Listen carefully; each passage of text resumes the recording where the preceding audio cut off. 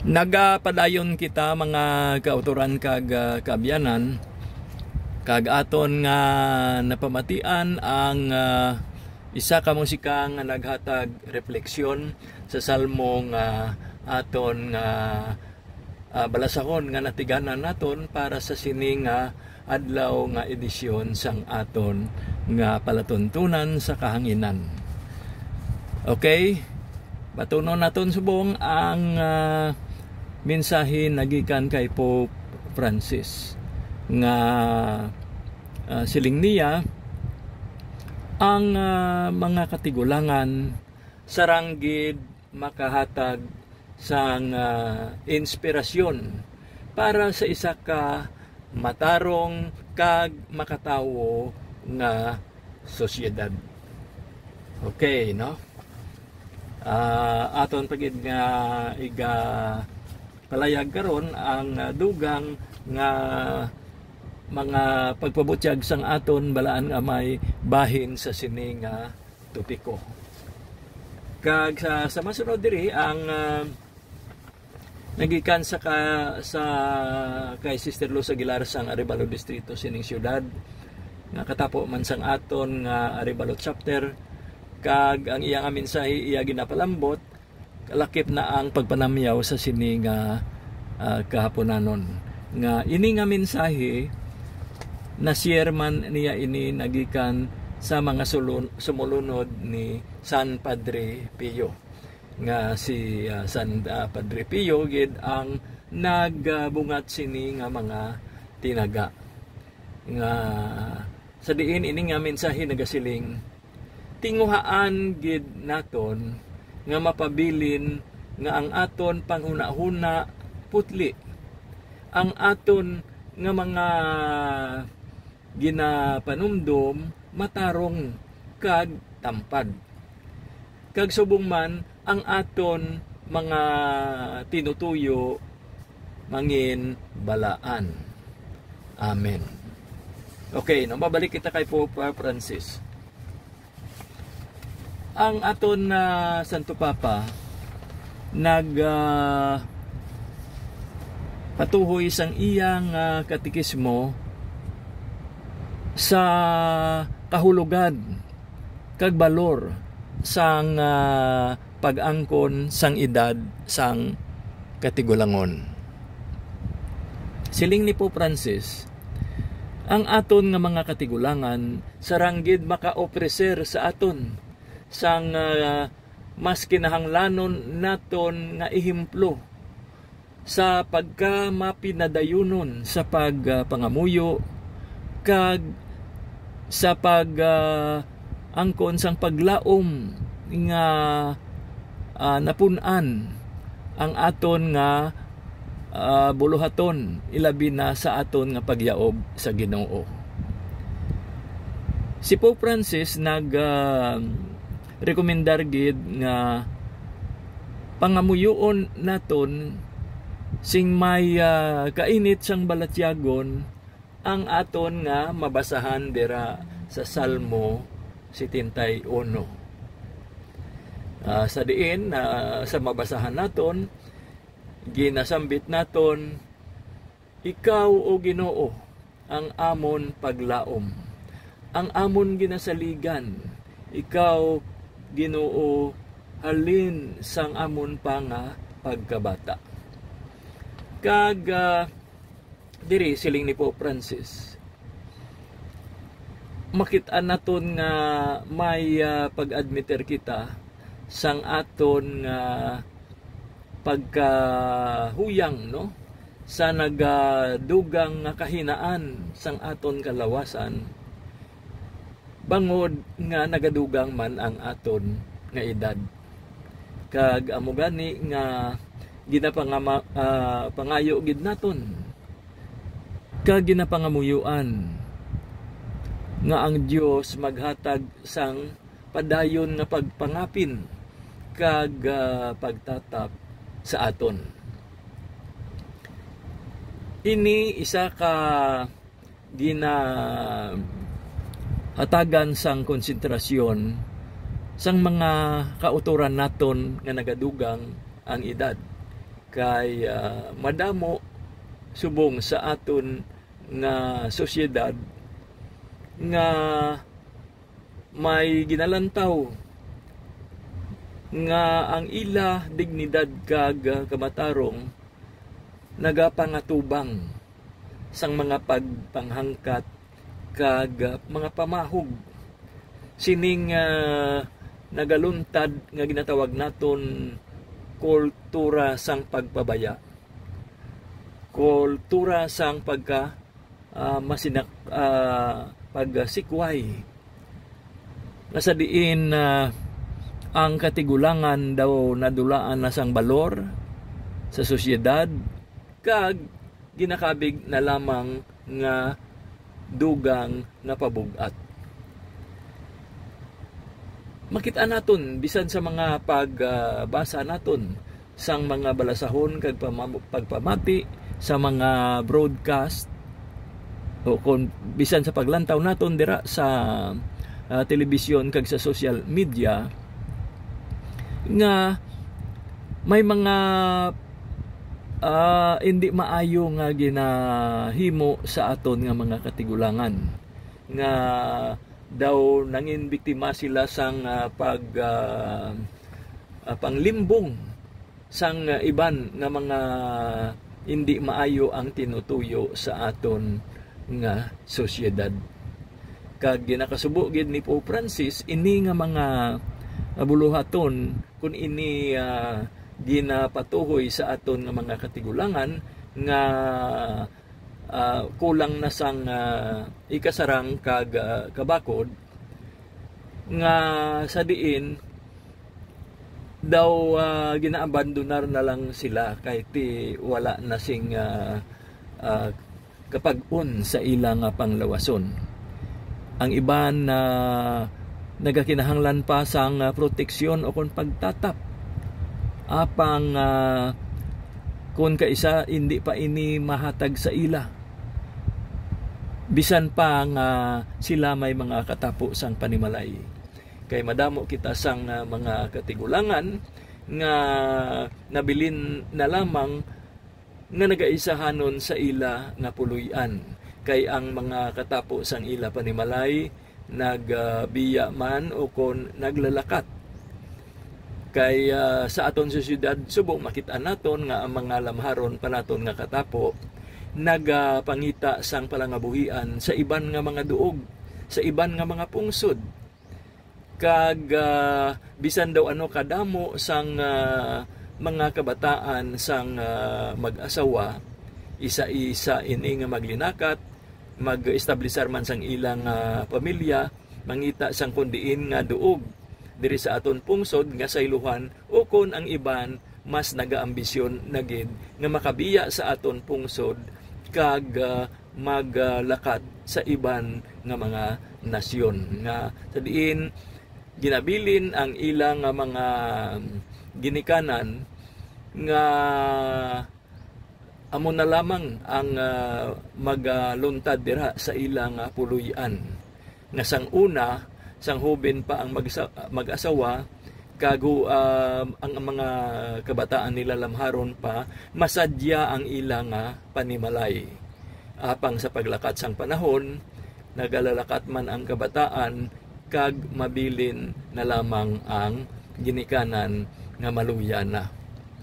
Ang iban na ginadala man sang ila kabataan sa iban nga pungsod apang kalabanan man sa kondidto na ilabi na sa west nga ginatawag naton, hindi man sila matatapan didto sang ila mga kabataan kag kaapuhan kay masako man sila.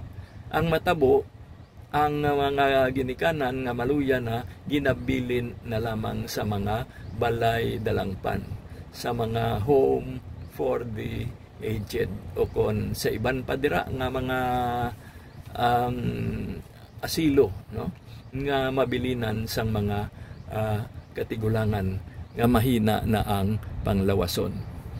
So sa paglantaw ni Pope Francis, may ara nga ginatawag nga kakulang sang pamatok sa mga kabulayan kag panghangkat nga dala sang pagmasakit o kon pagbalatian o kon pagdugang sang edad kag amuman ang pagkadula sang dignidad. Kay sa iya nga paglantaw hindi na masulhay ang moderno nga sibilisasyon kag hindi man establi ang kahimtangan kay sa pagdugang sa edad ang mga pamalatian nagadugang man. May mga polisiya nga kag mga pagsulundan nga nagakadapat tani padayon sa pagprotehir sa aton nga mga katigulangan agod nga mapabakod pagid ang ila nga mga dignidad kag ila nga kahimtangan sa aton nga katilingban. Apang kung kaisa ini nga dignidad karumpag bangod nga may kakulangan sa aton nga kahimtangan ay handala sang kapigaduhon, sang kaimulon, kabudlayan sang sitwasyon. Kag ilabi na sa mga duog nga may mga konflikto kag mga binahin-bahin sa diin ang estabilidad sang sitwasyon daw hindi na mahangpan. Siling ni Pope Francis, kinahanglan ipabilin ang dignidad sang isa ka mapinalanggaon nga pag-ululupod sang mga nakatawhan nga may pagtatap sa mga tigulang kag masakiton.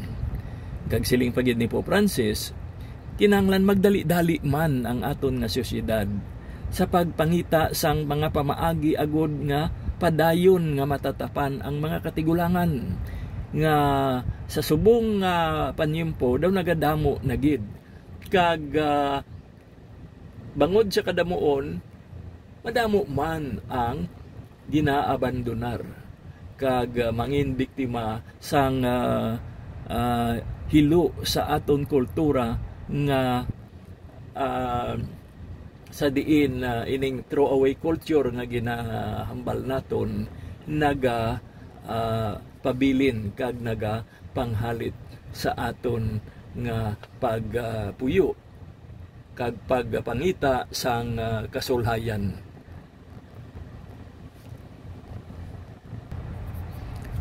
Dugang pagid ni Pope Francis sa aton pagbasa sang Salmo 71 aton makit-an ang dapat naton ang kunon nga pagkamapinadayunon sa aton pagsalig sa Dios nga siyagid ang makahatag sa aton sang providensyal nga pagtatap kaya diri bisan pa nga makabig naton nga may negatibo kita nga paglantaw sa pagdugang sang pangidaron, madiskubrihan gihapon naton ang aton nga pagsalig sa Ginoo. Kay iyagid na ginabatyag ang pagkakinahanglan naton sang bulig.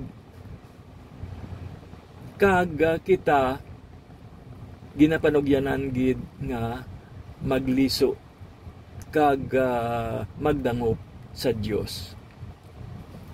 Sa tagsa ka henerasyon ang mga katigulangan may ma-opreser sa aton nga mga ehemplo sang pagkamapinadayunon sa pagpangamuyo kag sa hupot sang paglaom. Samtang nga ang mga katigulangan nagadedikar sang ila nga tiyempo sa pagpangamuyo sa aton Ginoo. Mabuksan ang aton nga mga panghuna-huna kag tagipusoon kag makaangkon kita sang inspirasyon Kung aton nga hangpon nga sa tagsa ka tiempo sang aton nga pagpangabuhi diri sa kalibutan, ginahatagan naton sing balor ang kontribusyon o kon ang inamutan sang tagsa ka miyembro sang aton nga katilingban para sa kaayuhan sang tanan-tanan nga mga katapo. Kagdugang pagid ni Pope Francis, wala sa payan sang paghina sang panglawason sang mga katigulangan naton, sila padayon nga makapanudlo agod nga hangpon ang tagsa ka tinion sang aton nga pagpangabuhi diri sa kalibutan. Ang aton nga pagdangop sa Ginoo agod nga mapangayo ang iya nga bulig. Gani ang edad sang katigulangon siling ni Pope Francis nagapahanumdum sa aton sang isa ka makita naton nga pamaagi kung paano naton ginahinguyang ang pagkabuhi diri sa kalibutan. Ang edad sang katigulangon makatudlo sa aton nga kita saranggid makareforma sang aton kaugalingon nga sibilisasyon kag ang benepisyo sini magatupa sa tanan-tanan nga mga katawhan agod nga ila maangkon ang kaayuhan. Okay, mga kauturan kag kabyanan, amo ini ang na-share naton nga panghuna-huna gikan kay Pope Francis. Kag bangod kay wala na kita sing panahon pa agod nga makapadayon na aton pamatian ang ginsambit sang aton mahal nga Iloy, Birhen Maria, nga sa diin sa ikadusing pitsa sini nga bulan aton ginadumdum ang aton mahal nga Iloy, no? Our Lady of Guadalupe, nga ini nga pagsilibrar sang sini nga adlaw na pangunahan sang pungsod Amerika kag ginaopdan man sang mga tumuluo sa bug-os nga kalibutan. Sa diin diri ang ginadumdum naton nga ang aton mahal nga Iloy nag hambal sini nga mga tinaga sa kay San Juan Diego sa didto sa Guadalupe, no? Kag bilang patron man sang Latin America, no? South America, sa diin ini napahamtang nga duog. Ang hambal sang aton mahal nga Iloy, pamatii ako kag hangpa sing maayo anak, agod wala sing makapakulba o kon makapakalisod sa imo. Ang imo kasing-kasing indi matublag, indi pagkulbai ang anuman nga balatian o kon kasubo. Indi bala ari ako nga imo Iloy, indi bala yara ka sa akon proteksyon, indi bala ako ang imo ikaayong lawas, indi bala nga yara ka sa akon malipayon nga pagtatap. Ano pa ang imo ginahandom, indi ka magkalisod o magpakatublag sa bisan ano pa man. Amen. Okay, mga kauturan kag kabyanan, na wala na gid kita sing nabilin pa nga tinion agod nga makapadayon. Nagpamati kamo sa aton nga programa sa kahanginan ang inspirasyon sang mga senior citizens. Ini si brother ninyo nar nga nagasiling, may God bless us all.